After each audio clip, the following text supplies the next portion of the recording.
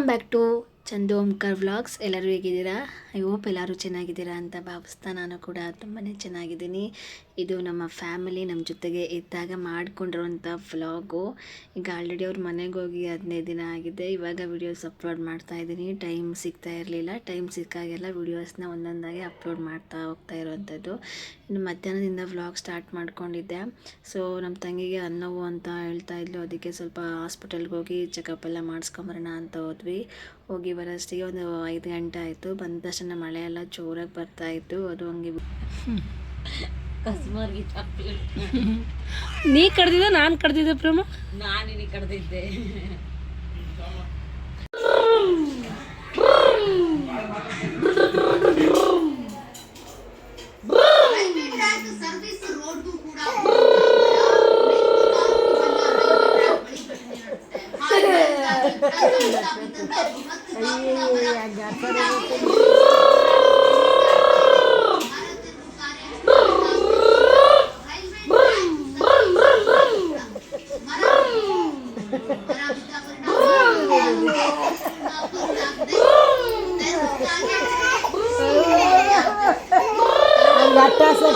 ಇನ್ನು ಮತ್ತೆ ನೈಟ್ ಆಗಿತ್ತು. ಒಂದು 7:30 8 ಅನ್ನೋ ಟೈಮಲ್ಲಿ ನನ್ನ ತಂಗಿಗೆ ಕೇಕ್ ತಿನ್ನಬೇಕು ಅಂತ ತುಂಬ ಕ್ರೇವಿಂಗ್ ಆಗ್ತಾಯಿತ್ತು ಅಂದ್ಲು.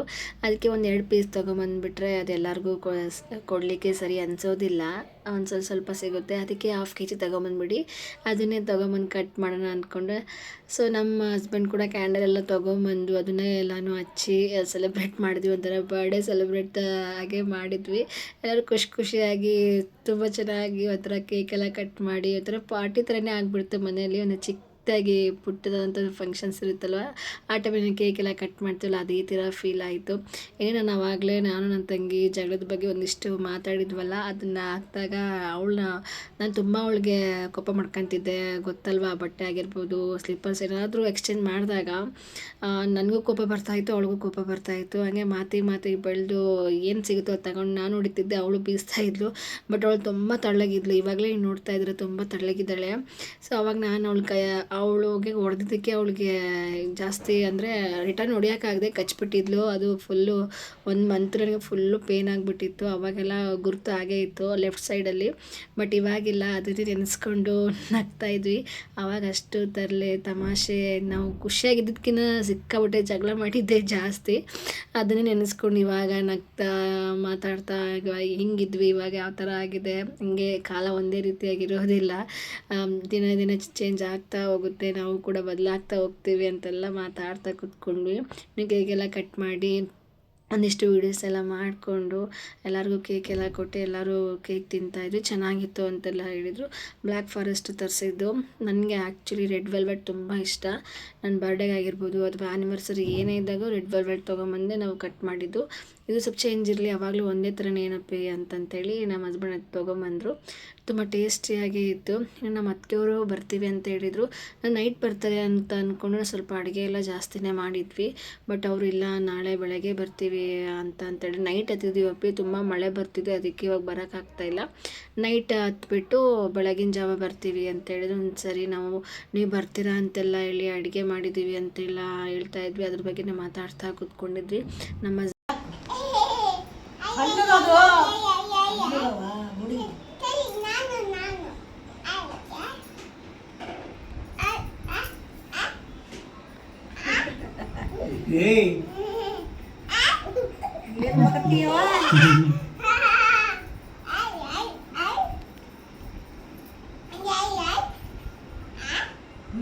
ಕಾಲು ಏನಾರು ಮಾಡಿ ಸುಮ್ಮನಿರ ಸಣ್ಣ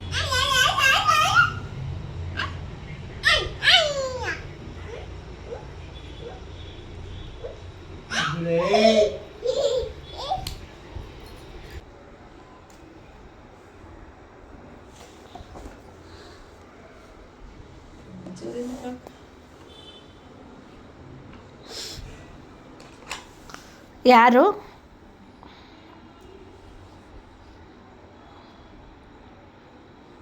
ಫೋನ್ಗಳು ಇದ್ದಿದ್ದಿಲ್ಲ, ಏನಿಲ್ಲ. ಏನು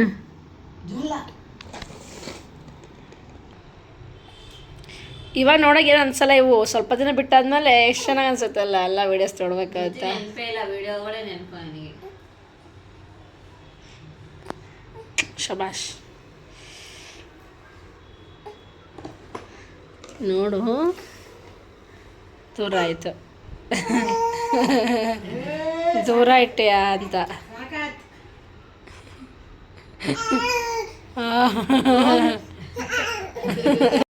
ನೆಕ್ಸ್ಟ್ ಡೇಯಿಂದ ಒಂದಿಷ್ಟು ಮಕ್ಕಳ ಜೊತೆಗೆ ಸಮಯ ಕಳೆದಿರೋ ವ್ಲಾಗ್ ಮಾಡ್ಕೊತಾ ಇದ್ದೀನಿ. ಫಸ್ಟ್ ಟೈಮ್ ಏರ್ ಡ್ರೈಯರ್ನ ಬಳಸಿ ನಮ್ಮ ತಂಗಿ ಪಾಪಗೆ ಏನೆಲ್ಲ ಇದು ಮಾಡ್ತಾಯಿದ್ಲು, ಡ್ರೈ ಮಾಡ್ತಾಯಿದ್ಲು. ಅವಳಿಗೆ ಈ ಥರ ಏನೋ ಖುಷಿ, ನಾನು ಮಾಡ್ಕೊತಾ ಇದ್ದೆ. ಅದಕ್ಕೆ ಅಮ್ಮ ನನಗೂ ಇದೇ ಥರ ಮಾಡು ಅಂತೆಲ್ಲ ಅವ್ರ ಮಮ್ಮಿಗೆ ಹೇಳ್ತಾ ಇದ್ಲು ನನ್ನ ತಂಗಿಗೆ. ಅದಕ್ಕೆ ಸರಿಮ್ಮ ಮಾಡ್ತೀನಿರು ಅಂತೆಲ್ಲ ಹೇಳಿ ಮಾಡ್ತಾಯಿದ್ದಾರೆ. ಅದೇನೋ ಒಂಥರ ಅವಳಿಗೆ ಇದು ಚೆನ್ನಾಗಿದೆ ಮಾಡು ಅಂತಿದ್ಲು. ಆಮೇಲೆ ಬೇಡ ಬೇಡ ಅಂತೇಳಿ ಇದು ಮಾಡ್ತಾ ಇದ್ದಾಳೆ. ಅದೆಲ್ಲ ಗೊತ್ತಿಲ್ಲ ಮನೇಲಿ ಮಕ್ಕಳಿದ್ದಾಗ ಎಷ್ಟು ಖುಷಿ ಆಗುತ್ತೆ ಅಂತಂದರೆ. ಇವ್ರಿಗೆ ಹೋಗಿದ್ದಾರೆ, ಬಟ್ ಎಷ್ಟು ಬೇಜಾರಾಗ್ತಾ ಇದೆ ಅಂದರೆ ನನಗೆ ಗೊತ್ತು. ಇನ್ನು ಒಬ್ಬಳೇ ಇದ್ದಾಳೆ ಅಂತಂದು ಸುಮ್ಮನೆ ಬಿಟ್ಬಿಟ್ರೆ ಮಕ್ಕಳು ಏನೆಲ್ಲ ಕಿತಾಪತಿ ಮಾಡ್ತಾರೆ ಅಂತಂದರೆ, ಕಾಲಲ್ಲಿ ಇರುವಂಥ ಉಗುರನ್ನ ತಗೊಂಡು ಅದನ್ನು ಬಾಯಲ್ಲಿ ತಗೊಳ್ಳಿಕ್ಕೆ ಹೋಗ್ತಾ ಇದ್ದಾಳೆ ನನ್ನ ಮಗಳು. ಇರು ನಿಮ್ಮ ಅಮ್ಮನಿಗೆ ಹೇಳ್ತೀನಿ ಅಂತ ಅಂದರೆ, ಇಲ್ಲ ದೊಡ್ಡಮ್ಮ ಏನೂ ಇಲ್ಲ, ಅದು ಇರ್ಬೇಕು ಕಡ್ದಿತ್ತು ಅದಕ್ಕೆ ನೋಡ್ತಾ ಇದ್ದೆ ಅಂತೆಲ್ಲ ಡೈಲಾಗ್ ಹೊಡಿತಾಳೆ ನನ್ನ ಮಗಳು. ನಿಜವಾಗ್ಲೂ 2.5 ವರ್ಷ ಅದಕ್ಕೇನು ಕೂಸು. ಇದು ಎಷ್ಟು ಮಾತಾಡುತ್ತೆ ಅಂದರೆ, ನಿಜವಾಗ್ಲೂ ಮಕ್ಳ ಮುಂದೆ ಏನಾದರೂ ಮಾತಾಡುವಾಗ ಆಗಿರ್ಬೋದು, ಏನಾದರೂ ಮಾಡುವಾಗ ತುಂಬಾ ಹುಷಾರಾಗಿರಬೇಕು. ಇಲ್ಲಾಂದರೆ ಅವನು ನಮ್ಮನ್ನು ನೋಡಿ ಕಲಿಯೋದು ತುಂಬ ಇರುತ್ತೆ ಮಕ್ಕಳು. ಈಗಿನ ಮಕ್ಕಳು ಅಂತೂ ಸಿಕ್ಕಾಪಟ್ಟೆ ಫಾಸ್ಟ್ ಇದ್ದಾರೆ, ನಮ್ಮ ಥರ ಅಂತೂ ಅಲ್ವೇ ಅಲ್ಲ.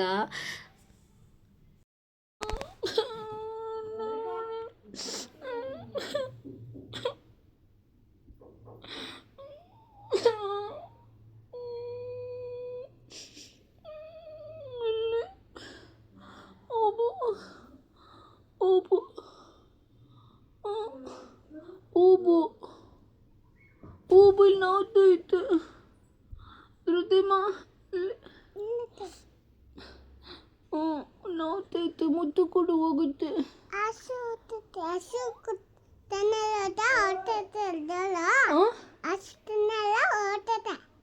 ಐಸ್ ಇದ್ರೆ ಹೋಗುತ್ತಾ?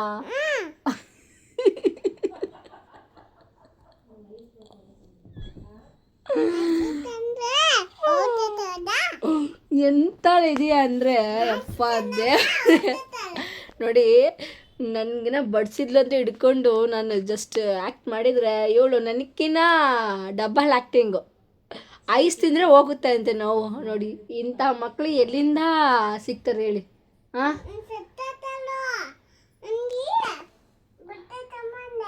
ಹಾಂ ಅಮ್ಮಮ್ಮ ಬಾರಮ್ಮ, ಯಾವ ವಯಸ್ಸು ಕೊಡ್ಸಲ್ಲಮ್ಮ ನಿನಗೆ, ಅಮ್ಮನ ಕೊಡ್ಸಲ್ಲ ಇಲ್ಲಿ. ಈಗ ನಾನು ಕೊಡ್ಸಿದ್ರೆ ಕೊಡಿಸ್ಬೇಡ ಅಂತ ಹೇಳ್ತೀನಿ. ಪ್ರೇಮ ಹೆಸರಿಟ್ಟಿದ್ದ ನನ್ನ ತಂಗಿ ಅವಳು.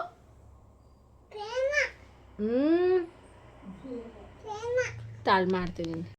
ಇದಾದ್ಮೇಲೆ ನನ್ನ ಮಗ ಕೂಡ ಅಲ್ಲಿ ಮಲ್ಕೊಂಡಿದ್ದಾನೆ. ಅವನ ಜೊತೆಗೆ ಒಂದಿಷ್ಟು ವೀಡಿಯೋಸ್ನ ತಗೊತಾ ಇದ್ದೀನಿ. ಅವನು ಎಷ್ಟು ಅವ್ನು ರಿಯಾಕ್ಟ್ ನೋಡ್ತಾ ಇರ್ಬೋದು. ಕ್ಯಾಮ್ರಾ ಎಲ್ಲೆಲ್ಲಿ ಹೋಗುತ್ತೋ ಅಲ್ಲಿ ನೋಡ್ತಾ ಇದ್ದಾನೆ. ಇನ್ನೂ 3.5 ತಿಂಗಳು ಬೇಬಿ. ಅದು ಎಷ್ಟು ಫಾಸ್ಟ್ ಇದ್ದಾನೆ ಅಂತ ಅಂದರೆ, ನಿಜವಾಗ್ಲೂ ಮಕ್ಕಳು ತುಂಬಾ ಫಾಸ್ಟ್ ಇದ್ದಾರೆ ಈಗಿನ ಮಕ್ಕಳು. ಅಂತೂ ಬೈ ಬರ್ತೆ ಆಗಿರ್ತಾರೆ ಅನಿಸುತ್ತೆ. ಸೊ ನೆಕ್ಸ್ಟು ಹಂಗೆ ಎಲ್ಲ ಕುತ್ಕೊಂಡು ಮಾತಾಡ್ತಾ ಇರುವಾಗ ಸೋಫಾ ಮೇಲೆ ಕೂರಿಸಿದ್ದೆ ನನ್ನ ಮಗನ್ನ. ಅವನು ಆರಾಮಾಗಿ ಕುತ್ಕೊಂಡಿದ್ದಾನೆ. ಅದಕ್ಕೆ ಅದೊಂದು ಕ್ಯಾಪ್ಚರ್ ಮಾಡಿಕೊಂಡೆ. ಇನ್ನು ಸಂಜೆ ಆಯಿತು 5 ಗಂಟೆಗೆ. ಸೊ ಹೊರಗಡೆ ಹೋಗೋಣ ಅಂತ ಅಂದ್ಕೊಂಡು, ಹೊರಗಡೆ ಇಲ್ಲಂದರೆ ಎಲ್ಲರನ್ನೂ ಕರ್ಕೊಂಡು ಹೋಗೋದು ತುಂಬ ಕಷ್ಟ. ಯಾಕಂತ ಅಂದರೆ ಒಂದೇ ಇಲ್ಲಿ ಎಲ್ಲಿಗೆ ಹೋಗ್ಬೇಕು ಅಂದ್ರೂ ಆಟೋ ಗೊತ್ತಲ್ವ, ಬೆಂಗಳೂರಲ್ಲಿ ಜೀವನ ತುಂಬ ಕಷ್ಟ ಅನಿಸುತ್ತೆ ಕೆಲವೊಂದ್ಸಲಿ. ಆದರೆ ಓನ್ ವೆಹಿಕಲ್ ಇದ್ದಾಗ ಏನೂ ಅನಿಸಲ್ಲ, ಬಟ್ ಕಾರ್ ಇದ್ದರೆ ಏನೂ ಅನಿಸಲ್ಲ. ಬಟ್ ಎಲ್ಲದಕ್ಕೂ ಆಟೋ ಅಂದರೆ ತುಂಬ ಕಷ್ಟ ಆಗುತ್ತೆ. ಅದಕ್ಕೆ ಸ್ವಲ್ಪ ಹೊರಗಡೆನೇ ಕರ್ಕೊಂಡು ಹೋಗೋಣ ಅಂತ. ಪಾರ್ಕ್ ಇತ್ತು, ಸ್ವಲ್ಪ ದೂರನೇ ಇತ್ತು, ಆದ್ರೂ ಹೋಗ್ಬರೋಣ ಅಂತಂತ ಹೇಳಿ ಹೋಗಿದ್ವಿ. ಅಮ್ಮರಂತೂ ಬರೋಕ್ಕೆ ರೆಡಿ ಇರಲಿಲ್ಲ. ಅಯ್ಯೋ ದೂರವಾಗುತ್ತೆ, ಕಾಲು ನೋವು ಬರುತ್ತೆ ಅಂತೆಲ್ಲ ಹೇಳ್ತಿದ್ರು. ಇರಲಿ ಬನ್ನಿ ಅಮ್ಮ, ಮನೆಗೆ ಎಷ್ಟು ಅಂತ ಕುತ್ಕೊತೀರಾ, ಸ್ವಲ್ಪ ವಾಕ್ ಮಾಡಿ, ಸ್ವಲ್ಪ ಹೊರಗಡೆ ಪರಿಸರ ಎಲ್ಲ ನೋಡಿ, ಇನ್ನು ಸ್ವಲ್ಪ ಮನೆಗೆ ಇದು ನಿಮಗೆ ಒಂಥರ ಇದು ಆಗಿಬಿಟ್ಟಿರುತ್ತೆ, ಹೊರಗಡೆ ಹೋಗೋಣ ಅಂತ ಹೇಳಿ ಹೊರಗಡೆ ಕರ್ಕೊಂಡು ಹೋದ್ವಿ. ಎಲ್ಲರೂ ಹೊರಗಡೆ ಬಂದ ತಕ್ಷಣ ಫುಲ್ ಚೇಂಜು. ಆಟ ಆಡೋದ್ರಲ್ಲಾಗಿರ್ಬೋದು, ನನ್ನನ್ನೇ ಮೀರಿಸ್ತಿದ್ದಾರೆ. ನಾನು ಆಟ ಆಡ್ತೀನಿರು ಅಂತೆಲ್ಲ ಹೇಳ್ತಾ ಇದ್ದಾರೆ. ನಾನು ಅದಕ್ಕೆ ವೀಡಿಯೋಸ್ ಎಲ್ಲ ಮಾಡ್ಕೊತಾ ಇದ್ದೆ. ನನ್ನ ಮಗಳಂತೂ ಅವಾಗಲೇ ಅವಳು ಮಾತಾಡಿದ್ದು ನೀವೇ ಕೇಳ್ಬೋದು ಯಾವ ಥರ ಮಾತಾಡಿದ್ಲು ಅಂತ ಅಂದು. ನನಗೆ ಗಾಯ ಆಗಿದೆ ಅಂದರೆ ಐಸ್ ತಿಂದ್ಬಿಟ್ರೆ ಹೋಗುತ್ತೆ ಅಂತ ಹೇಳ್ತಾಳೆ. ಅಷ್ಟು ಅವಳು ಅಪ್ಪ, ಈಗಿನ ಮಕ್ಕಳೇ ಹಂಗೆ ಅನಿಸ್ಬಿಡುತ್ತೆ ಬಿಡಿ. ಇಲ್ಲಿ ನಮ್ಮ ಅಮ್ಮರು ಕಾಲು ನೋವು ಅಂತೆಲ್ಲ ಹೇಳ್ತಾ ಇದ್ರಲ್ಲ, ಅದಕ್ಕೆ ಸ್ವಲ್ಪ ಸೈಕ್ಲಿಂಗ್ ಮಾಡಿ ಇಲ್ಲಿ ಏನೇನಿದೆ ವರ್ಕೌಟು ಪಾರ್ಕಲ್ಲಿ ಏನೇನಿದೆಯೋ ಆ ಎಲ್ಲ ವರ್ಕೌಟು ಮಾಡಿ ಸ್ವಲ್ಪ ರಿಲೀಫ್ ಆಗುತ್ತೆ ಅಂತ ಹೇಳಿದೆ. ಆದರೆ ಜಾಸ್ತಿ ಮಾಡಬೇಡಿ, ಸ್ವಲ್ಪ ಸ್ವಲ್ಪ ಮಾಡಿ ಅಂತ ಅಂದೆ. ನಮ್ಮಮ್ಮ ಅಂತೂ ಇದನ್ನು ಆಟ ಆಡ್ತಾ ಇರುವಾಗ ಎಲ್ಲಿ ಕಾಲಿಡೋದು ಏನು ಅಂತಲೇ ಗೊತ್ತಿರಲಿಲ್ಲ. ಆಮೇಲೆ ಇಲ್ಲ ಈ ಥರ ಇಡಬೇಕು ಅಂತೆಲ್ಲ ಹೇಳಿದಾಗ ಸರಿ ಅಂತೇಳಿ ಮಾಡ್ತಾಯಿದ್ರು. ಅಂದರೆ ಸ್ವಲ್ಪ ಮಾಡಿ ಅಂದರೆ ಚೆನ್ನಾಗಿದೆ ಅಂತಂದೇಳಿ ಸಿಕ್ಕಾಬಟ್ಟೆ ಮಾಡಿಬಿಟ್ಟಿದ್ದಾರೆ ಒಂದು ದಿನದಲ್ಲಿ. ಯಪ್ಪ ನೆಕ್ಸ್ಟ್ ಡೇಗೆ ಎದ್ದೇಳೋಕ್ಕಾಗ್ತಾಯಿಲ್ಲ ಅವ್ರಿಗೆ, ಅಷ್ಟು ಕಾಲು ಬರ್ತಾಯಿತ್ತು, ಸೊಂಟ ನೋವು, ಕೈ ನೋವು. ಏನಿದು ಒಂದು ದಿವಸ ಪಾರ್ಕಿಗೆ ಹೋಗಿ ಬಂದಿದ್ದಕ್ಕೆ ಈ ಥರ ಎಲ್ಲ ಆಗ್ತಾಯಿತ್ತಲ್ಲ ಅಂತಿದ್ರು. ಇಲ್ಲಮ್ಮ ಅದು ನೀವು ಪ್ರತಿನಿತ್ಯ ಮಾಡಬೇಕು, ಯಾವಾಗೋ ದಿವಸ ಬಂದಿಲ್ಲಿ ಮಾಡಿದ್ದೀರಾ ಮತ್ತು ಡೈಲಿ ಮಾಡ್ತಾಯಿದ್ರೆ ಅದು ನಿಮ್ಮ ಬಾಡಿಗೆ ಅಡ್ಜಸ್ಟ್ ಆಗುತ್ತೆ. ಇಲ್ಲಾಂದರೆ ಮತ್ತೆ ನಿಮಗೆ ಯಾವಾಗಾರು ಮತ್ತೆ ಮಾಡೋಕ್ಕೋದ್ರೆ ಮತ್ತೆ ಇದೇ ಥರ ಪೇನ್ ಆಗುತ್ತೆ. ಸ್ವಲ್ಪ ಏನಾದರೂ ಅಭ್ಯಾಸ ಮಾಡ್ತಾಯಿರಿ, ಅದು ಇದು ಬಾಡಿ ಸ್ಟ್ರೆಚ್ ಮಾಡೋದಾಗಿರ್ಬೋದು, ಕೈ ಕಾಲನ್ನೆಲ್ಲ ಅಲ್ಲಾಡಿಸಿ ಸ್ವಲ್ಪ. ಬರೀ ಮನೆ ಕೆಲಸ ಆಯಿತು, ಮನೆಯವ್ರಿಗೆ ಎಲ್ಲರದು ಅವರಿಗೆ ಅಡುಗೆ ಊಟ ಅವ್ರದ್ದು ಬೇರೆ ಜೀವನದ ಬಗ್ಗೆನೇ ನಮ್ಮ ಮನೇಲಿ ಎಲ್ಲ ಮನೆ ಹೆಣ್ಮಕ್ಳು ಅಷ್ಟೇ ಅನಿಸುತ್ತೆ.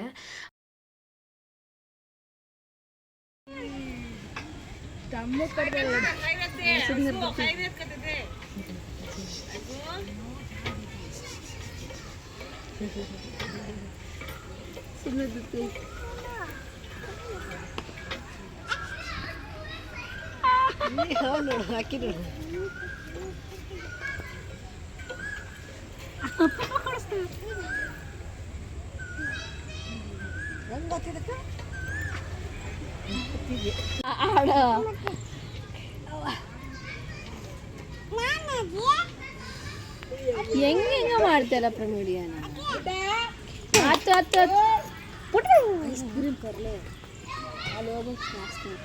ಏ ಬೀಳ್ತೀಯ ಧೃತಿ, ಫೋಟೋ ಕ್ಲಿಕ್ ಮಾಡಂಗ ಸರಿ.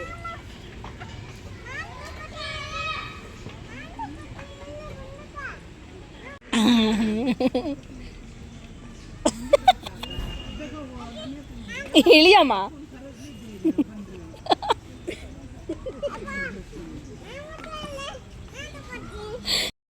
ಇನ್ನು ಅಲ್ಲಿ ಕರ್ಕೊಂಡು ಹೋಗಿದ ತಕ್ಷಣ ಎಲ್ಲರೂ ಮಕ್ಕಳಾಗಿ ಹೋಗ್ಬಿಡ್ತು. ನಮ್ಮಮ್ಮ ಇಂತರೂ ನಿನಗೆ ಹೆಂಗೆ ಇಷ್ಟ ಆಗುತ್ತೆ ಹಂಗೆಲ್ಲ ಆಟ ಆಡ್ತಾಯಿತ್ತು. ನನಗೆಲ್ಲ ಆಟ ಆಡ್ಬಿಡಬೇಡಮ್ಮ, ನೋಡಿದ್ರೆ ಏನು ಅನ್ಕೊಂತಾರೆ ಅಂತೆಲ್ಲ ಹೇಳ್ತಿದ್ದೆ. ಸುಮ್ಮನೆ ಚೆನ್ನಾಗೈತೆ ಇದೋ ಥರ ಅಂತೆಲ್ಲ ಹೇಳಿ ಆಟ ಆಡ್ತಾಯಿದ್ರು. ಎಲ್ಲ ಮುಗಿಸ್ಕೊಂಡು ಆಟ ಆಡೋದಾಗಿ ವಾಕು ಎಲ್ಲ ಮಾಡ್ಕೊಂಡು ಬರೋಷ್ಟಿಗೆ ಒಂದು 7 ಗಂಟೆ 7:15 ಆಯಿತು. ಅಲ್ಲೇ ಅವ್ರು ಹೊರಗಡೆ ಏನೋ ಪಿಜ್ಜಾ ಆಗಿರ್ಬೋದು ಅಥವಾ ಮೊಮೋಸ್ ಆ ಥರ ಏನೂ ತಿಂದಿರಲಿಲ್ಲ. ಅವ್ರಿಗೆ ಗೊತ್ತೂ ಇಲ್ಲ, ನಾವು ತಂದು ಕೊಟ್ಟರೆ ಅಷ್ಟೇ. ಅವ್ರಿಗೆ ಗೋಬಿ ಪಾನಿಪುರಿ ಅದು ನಾವು ತಂದು ಕೊಟ್ಟ ಮೇಲೆ ಗೊತ್ತಾಗಿರೋದು. ಅದಕ್ಕಿಂತ ಮುಂಚೆ ಈ ಥರದ್ದೆಲ್ಲ ಐಟಮ್ಸ್ ಅವ್ರಿಗೆ ಗೊತ್ತಿರಲಿಲ್ಲ. ಸೊ ಪಿಜ್ಜಾ ಮತ್ತು ಮೊಮೋಸು, ಫ್ರೆಂಚ್ ಫ್ರೈಸ್ ಎಲ್ಲ ತೊಗೊಂಡು ತಿಂತಾಯಿದ್ದು. ಚೆನ್ನಾಗಿದೆ ನಮ್ಮ ಅಂತ ಕೇಳಿ ಚೆನ್ನಾಗಿದೆ ಅಂತ ಹೇಳಿದರು. ಅದೇನೋ ಗೊತ್ತಿಲ್ಲ, ಅವ್ರು ನಮಗೆ ವಿದ್ಯೆ ಕೊಟ್ಟಿದ್ದಾರೆ, ಈ ಜನ್ಮ ಕೊಟ್ಟಿದ್ದಾರೆ. ಅವರಿಗೂ ಒಂದಿಷ್ಟು ಸಮಯ ಕೊಡಬೇಕು ಅಂತೇಳಿ ಹೊರಗಡೆ ಕರ್ಕೊಂಬಂದು ಪಿಜ್ಜಾ ಮತ್ತು ಇದೆಲ್ಲ ಸ್ನ್ಯಾಕ್ಸ್ ಎಲ್ಲ ತಿಂದ್ಕೊಂಡು ಅದಾದಮೇಲೆ ಐಸ್ ಬೇಕು ಅಂತ ಅಂದರು. ಕಾಫಿ ಕುಡಿಯೋಣ ಅಂತ ಹೇಳಿ ಹೋಗಿದ್ದು. ಕಾಫಿ ಕುಡ್ಕೊಂಡು ಐಸ್ ಎಲ್ಲ ತಿಂದ್ಕೊಂಡು ಮನೆಗೆ ಬಂದಷ್ಟೇ ಮತ್ತು ಅಡುಗೆ ಎಲ್ಲ ಆಲ್ರೆಡಿ ಆಗಿತ್ತು. ಮಾಡಿಟ್ಮೇಲೆ ಸುಮ್ಮನೆ ಟೈಮ್ ಪಾಸ್ ಹಾಗೆ ಮಾಡೋಣ ಅಂತಂದು ಹಸ್ಬೆಂಡ್ ಬೇರೆ ಊರಿಗೆ ಹೋದರು. ಅವರು ಮಾರ್ನಿಂಗ್ ಊರಿಗೆ ಹೋಗಿದ್ರು. ಅದಕ್ಕೆ ಪಾಪು ಜೊತೆಗೆ ಡ್ಯಾನ್ಸ್ ಮಾಡ್ತಾ ಸಮಯ ಕಳೀತಾ ಇದ್ವಿ. ನಮ್ಮಮ್ಮ ಪುಟಿ ಎಲ್ಲ ಚೆನ್ನಾಗಿ ಮಾಡ್ತೀಯ ಕಣೆ, ಆದರೂ ಯಾಕೆ ಸ್ವಲ್ಪ ದಪ್ಪ ಆಗಿಬಿಟ್ಟಿದೆಯಾ ಅಂತ. ನಮ್ಮಮ್ಮಗೆ ಅದೇನೋ ಗೊತ್ತಿಲ್ಲ. ನನ್ನ ತಂಗಿಗೆ ದಪ್ಪ ಆಗು ಅಂತಾರೆ, ಬಟ್ ನನಗೆ ಮಾತ್ರ ನೀನು ದಯವಿಟ್ಟು ದಪ್ಪ ಆಗ್ಬೇಡ, ನೀನು ಕುಳ್ಳಿದೀಯಾ, ದಪ್ಪ ಆದರೆ ಚೆನ್ನಾಗಿ ಕಾಣಲ್ಲ, ಇನ್ನೂ ಸ್ವಲ್ಪ ತೆಳ್ಳಗಾಗು ಪುಟಿ ಅಂತಿದ್ರು. ಸರಿ ತಗೊಳಮ್ಮ ಅಂತ ಹೇಳ್ತೀವಿ. ಅದ್ರ ಬೇರೆ ಸ್ಲೀವ್ಸ್ ಹಾಕೊಂಡ್ರಿಗೆ ಇನ್ನೂ ಸ್ವಲ್ಪ ದಪ್ಪ ಥರ ಕಾಣಿಸ್ತಾ ಇದ್ದೀನಿ. ಅದಕ್ಕೆ ನಮ್ಮಮ್ಮ ಹಂಗೆ ಹೇಳ್ತಾ ಇದ್ರು. ಸರಿ ಆಯಿತು ತಗೋ ಅಂತೇಳಿ ನಾನು ಡ್ಯಾನ್ಸ್ ಮಾಡೋದೇ ಸ್ಟಾಪ್ ಮಾಡಿಬಿಟ್ಟೆ. ನಮ್ಮಮ್ಮ ಹಂಗೆ ಅಂದಿದ್ದು ನೋಡಿ.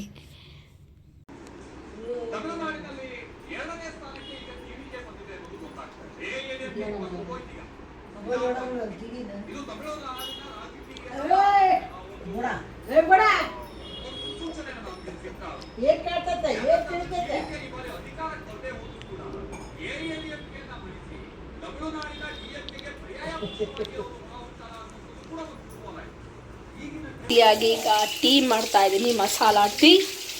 ನಮ್ಮಮ್ಮ ಕೂಡ ಪಾತ್ರೆ ತೊಳ್ಕೊಡ್ತಾ ಇದ್ದಾರೆ, ನನಗೋಸ್ಕರ ಎಸ್ಕರ ಹೆಲ್ಪ್ ಮಾಡ್ತಾಯಿದ್ದಾರೆ. ನಾನು ತುಂಬ ಪಾತ್ರೆ ಆಲ್ರೆಡಿ ವಾಶ್ ಮಾಡಿದ್ದೆ, ಆದರೆ ಈಗ ಸ್ವಲ್ಪ ಐಟಮ್ಸ್ ವಾಶ್ ಮಾಡ್ತಿದ್ದಾರೆ. ಇನ್ನು ನನ್ನ ತಂಗಿ ಪಾಪು ವೇಟ್ ಚೆಕ್ ಮಾಡಿಸ್ತಾ ಇದ್ದಾಳೆ. 900 ಗ್ರಾಮ್. ನಮ್ಮ ಅಳಿಯ ಬಂದಿದ್ದಾರೆ, ನಮ್ಮ ಅತ್ತಿಗೆ ಬಂದಿದ್ದಾರೆ, ನಮ್ಮ ಅಮ್ಮ ಇದ್ದಾರೆ ನೋಡಿ. ನಮ್ಮ ದೊಡ್ಡ ಅಳಿಯ, ದೊಡ್ಡ ಸೊಸೆ ಅದು ದೊಡ್ಡ ಸೊಸೆ ಅಲ್ಲ, ಸಣ್ಣ ಸೊಸೆ. ದೊಡ್ಡ ಸೊಸೆ ಊರಲ್ಲಿದ್ದಾಳೆ ಅಲ್ಲಮ್ಮ. ಎಲ್ಲರೂ ಬಂದಿದ್ದಾರೆ ನಮ್ಮ ಮನೆಗೆ ಇವತ್ತು. ಸಾಧಾರಣವಾಗಿ ಯಾವಾಗಲೂ ಟೈಮ್ ಪಾಸ್.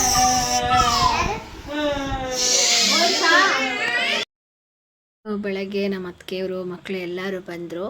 ಇನ್ನು ನಮ್ಮ ಹಸ್ಬೆಂಡ್ ಕೂಡ ನಾವು ಬೇರೆ ಕೆಲಸ ಇತ್ತು ಅಂತ ಊರಿಗೆ ಹೋಗಿದ್ರು. ಕೆಲಸ ಮುಗಿಸ್ಕೊಂಡು ಹಂಗೆ ಬರುವಾಗ ಐಸ್ ಎಲ್ಲ ತೊಗೊಂಬಂದರು. ಎಲ್ಲರೂ ಐಸ್ ಕೊಟ್ಟರು, ತಿನ್ಕೊತ ಕೂತ್ಕೊಂಡಿದ್ವಿ. ಇನ್ನು ತುಂಬ ಮಾತಾಡ್ತಿರುತ್ತೆ ಗೊತ್ತಾ. ಫ್ಯಾಮಿಲಿ ಬಂದಾಗ ಅದೇನೇ ಎಲ್ಲರ ಮನೇಲಿ ಹಂಗೇನ ಅನಿಸ್ಬಿಡುತ್ತೆ. ಒಬ್ಬೊಬ್ಬರೇ ಇದ್ದಾಗ ಫೋನಲ್ಲಿ ಮಾತಾಡ್ತಿರ್ತೀವಿ, ಬಂದಾಗ ಫುಲ್ ಮಾತಾಡ್ತಾ ಇರ್ತೀವಿ ಎದುರು ಕೂತ್ಕೊಂಡು. ಇನ್ನು ಅತ್ತಿಗೆ ಕೂಡ ನಮಗೆ ಹೆಲ್ಪ್ ಮಾಡ್ತಾಯಿದ್ದಾರೆ. ಚಪಾತಿ ಎಲ್ಲ ನನಗೆ ಸ್ವಲ್ಪ ಸುಸ್ತಾಗಿತ್ತು, ಅದಕ್ಕೆ ನಮ್ಮ ಅತ್ತಿಗೆ ಚಪಾತಿ ಮಾಡ್ತಾಯಿದ್ದಾರೆ. ಅಮ್ಮ ಕೂಡ ಬೆಂಡೆಕಾಯಿ ಎಲ್ಲ ಕ್ಲೀನ್ ಮಾಡಿಬಿಟ್ಟು ಎಲ್ಲನೂ ಕೂಡ ಕಟ್ ಮಾಡಿ ಪಲ್ಯಕ್ಕೆ ರೆಡಿ ಮಾಡಿಕೊಡ್ತಾ ಇದ್ದಾರೆ. ಎಲ್ಲರೂ ಮಾತಾಡ್ತಾನೆ ಒಂದೊಂದೇ ಕೆಲಸ ಮಾಡ್ತಾಯಿದ್ರು. ಇನ್ನು ನನ್ನ ಸೊಸೆ ಪಾತ್ರೆ ಎಲ್ಲ ವಾಶ್ ಮಾಡ್ತಾಯಿದ್ಲು. ನಾನು ಅವತ್ತು ಆ್ಯಕ್ಚುಲಿ ನೈಟ್ ಏನೂ ಕೆಲಸ ಮಾಡಲಿಕ್ಕೆ ಆಗಿರಲಿಲ್ಲ, ಅದಕ್ಕೆ ಸುಮ್ಮನೆ ಇದ್ದೆ. ನಾವು ಮಾಡ್ತೀವಿ ಬಿಡು, ಏನಾಗಲ್ಲ, ಬೆಳಗ್ಗೆ ಎಲ್ಲ ನೀನು ಮಾಡಿದ್ದೀಯಾ ಅಂತೆಲ್ಲ ಹೇಳಿದರು. ಅಂದರೆ ಡೈಲಿ ಸ್ವಲ್ಪ ಅಡುಗೆ ಮಾಡಿ ಅಭ್ಯಾಸ ಆಗಿಬಿಟ್ಟಿದೆ. ಈಗ ಸ್ವಲ್ಪ ಜಾಸ್ತಿ ಅಂತ ಅಂದರೆ ಸ್ವಲ್ಪ ಕಷ್ಟ ಆಗ್ತಿರುತ್ತೆ. ನಮ್ಮ ಅತ್ತಿಗೆಲ್ಲ ಅಭ್ಯಾಸ ಆಗಿದೆ, ಅದಕ್ಕೋಸ್ಕರ ಎಲ್ಲ ಮಾಡ್ತಾಯಿದ್ರು. ಇನ್ನು ನೆಕ್ಸ್ಟ್ ವಿಡಿಯೋದಲ್ಲಿ ನಾನು ಕಂಟಿನ್ಯೂ ಆಗಿ ವ್ಲಾಗ್ನ ಅಪ್ಲೋಡ್ ಮಾಡ್ತೀನಿ, ಇದ್ರದ್ದು ನೆಕ್ಸ್ಟ್ ಏನೇನು ಮಾಡಿದ್ವಿ ಅಂತ. ಸೊ ಇದು ಆಗಿತ್ತು ಒಂದು ರ್ಯಾಂಡಮ್ ನಮ್ಮ ಮನೆಯ ಒಂದು ವ್ಲಾಗು, ಫ್ಯಾಮಿಲಿ ಜೊತೆ ಕಳೆದಂತಹ ಸಮಯದ ವ್ಲಾಗ್ ಅಂತಲೇ ಹೇಳ್ಬೋದು. ಕುಟುಂಬದ ಜೊತೆ ಸಮಯ ಕಳೆದಂತಹ ವ್ಲಾಗ್ನ ಯಾರೆಲ್ಲ ನೋಡಿದ್ರೆ ಅವರಿಗೆಲ್ಲ ಥ್ಯಾಂಕ್ ಯು ಸೋ ಮಚ್ ಅಂತ ಹೇಳ್ತಾ, ಮತ್ತೆ ಮುಂದಿನ ವ್ಲಾಗಲ್ಲಿ ಮತ್ತೆ ಸಿಗ್ತೀನಿ. ಅಲ್ಲಿವರೆಗೂ ನೋಡ್ತಾ ಇರಿ ಚಂದು ಓಂಕಾರ್ ವ್ಲಾಗ್ಸ್. ಎಲ್ಲರಿಗೂ ನಮಸ್ಕಾರ, ಟೇಕ್ ಕೇರ್, ಬಾಯ್.